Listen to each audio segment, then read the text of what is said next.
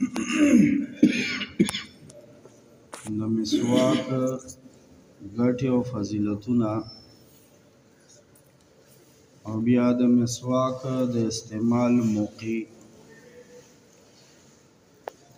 پرون خو دا حدیث بیان شوی و چې هر مانځله مسواک پکار دی. اودس په وخت کې مسواک استعمال شي او په دغه اودس باندې د څومره منځونه کوي په هغه یو منځ ولا اویا درجې الله پاک زیاتوي. ټیک شو، زمونږ او ستاسو د دې امت عمرونه کم دي خو کارونه خدای پاک داسې راکړي دي چې لږ وخت کې پې ډېره ګټه کېږي. یو د اودس وخت کې مسواک دی.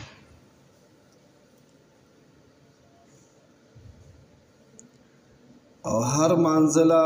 مسواک د دې نه بعضې فقهاو دا مطلب راایستی دی چې په صف مانځه ته ودرېږي او امام په مصله ودرېږي نو دغه ټیم کې د مسواک راوباسي. او دا د بعضې فقهاو مسلک دی. زمونږ امام صاحب وی دغه ټیم کې مسواک نه، دا د هر مانځه خبره چې حدیث کې راغلی ده وی د دې مطلب دا دی چې کوم منځ دپاره کوم اودس کېږي هلته استعمال کړي. ځکه زمونږ د امام صاحب مسلک دا دی د حدیث په رڼا کې چې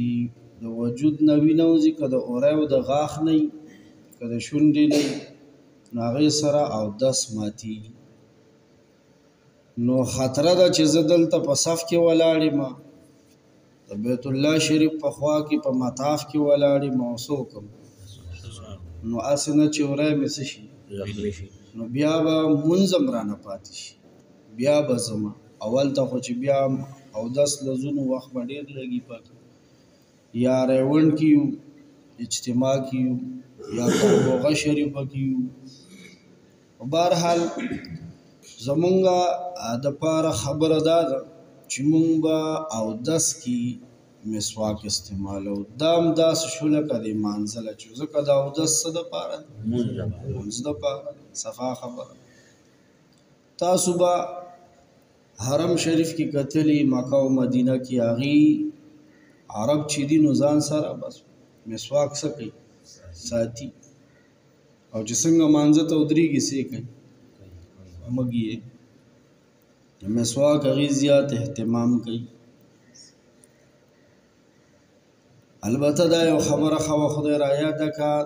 کوشش به دا کوو چې د خلکو مخکې مسواک ونه کړو. د خلکو مخکې دا مطلب چې یو د خلکو د ناستې ځای دی، حجره ده، جومات دی، مدرسه ده، بیټک دی، سټاپ دی او خلک ورکې ډېر ناست دی او هغه ټایم کې خلک څه کوي. دا ښه کار نه دی. د دې خپلې موقع دي، موقع یې ښیي. 1199 نمبر حدیث مبارک دی 1197 عن حذیفة رضی اللہ عنہ قال، حضرت حذیفہ رضی اللہ عنہ نے روایت تے فرمائلی دی کان رسول اللہ صلی اللہ علیہ وسلم، زمون د خوب پیغمبر صلی اللہ علیہ وسلم معمول مبارک داو اذا قام من النوم، چکل با را بیدار شول د خوبنا، یشوس فاه بالسواک، نخلا مبارک بے پا مسواک مگلا، پا خلا باندے بے مسواک مگلو، یعنی مسواک بے قولو، مسواک بے فرمائے.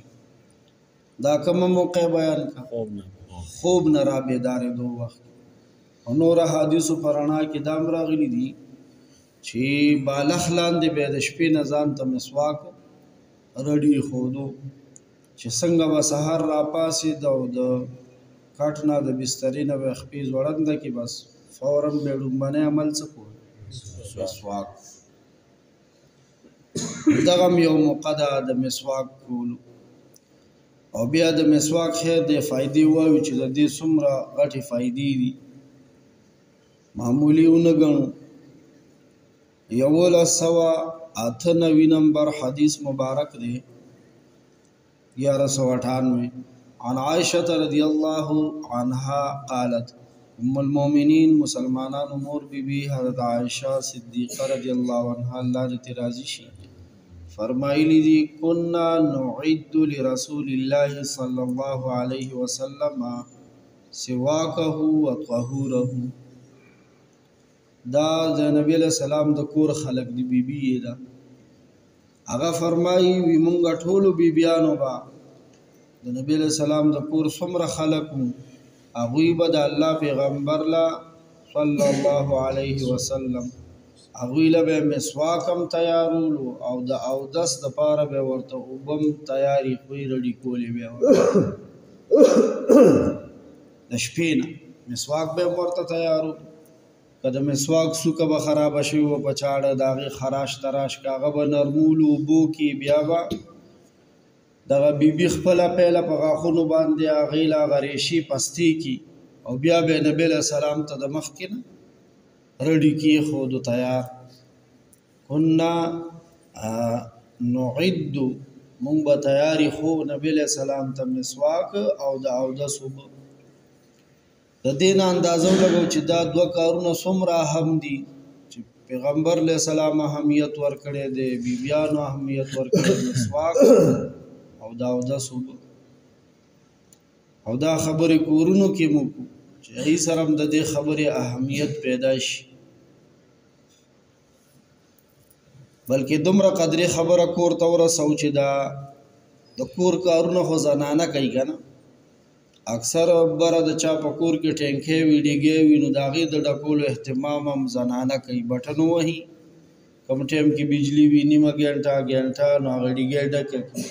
نو دغه اوبه بیا واشرومونو ته د چا کور لکه مطلب پیسې ولا الله ورکړي نو باترومونو ته یې بمبي بوتلي نو دې ته دا وایي د زنانو ته چې تاسو کله ډیګې ډکوئ دې کې د دې خبرې په دې بټن راښکته کولو کې د دې خبرې نیت هم کوئ چې په دې پاک اوبو باندې څومره خلک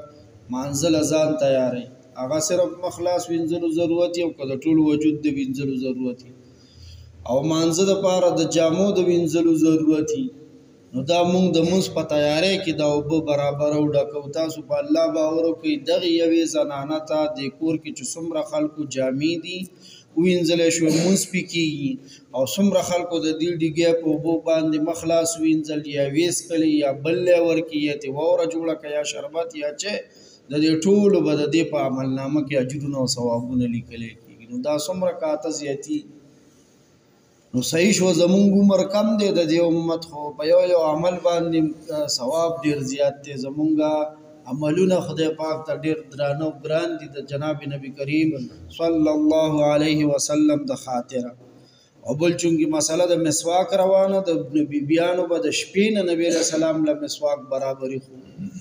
مونږ هم زمونږ زنان هم شیزونه د شپې نه برابر ږدي که نه خپل خاوند دپاره بچو دپاره چې سکول له ځي جامې وله اسري کوي ټای وله اسري کوي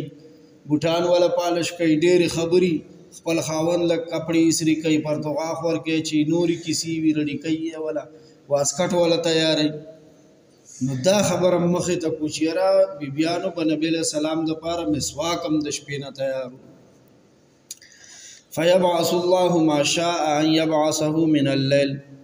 بیا به الله پاک را بیدار کو پیغمبر علیه الصلاۃ والسلام د شپې په کم ټیم کې به چې الله پاک را بیدارول غوښته او ځان ته به ودرول غوښته فیتسوکو نبی علیه السلام به چې را بیدار شو مسواک به کول نو دا بل حدیث شو چې د خوب نه را بیدارېدو په وخت کې به هم د مسواک اهتمام کولو چا خپل پیغمبر سره محبت د خپل پیغمبر صلی الله علیه وسلم طریقې خوښي هغه ته والله که زرم ګران دی دا عمل چې څنګه مونږ او تاسو دی اوس زمانه کې موبایل چارج ته ایښوی شو چارجر والا الو بجلی نه وي بیا د بیټرۍ والا الو خیبر بازار ته ځو کیسهخانې ته ځو کباډي بازار ته ځو یو ځای ته بل ځای ته ځو ورپسې نه ځو ورپسې بیټري خرابه شي د هغې غم کو سیمې خراب شي د هغې غم کو ضرورت یې محسوسه وکړه چې دغه شان د دې خبرې اهمیت والله دا یو ډکې مسواک اخیستل یا ځان له جوړول دا څه ګرانه خبره ده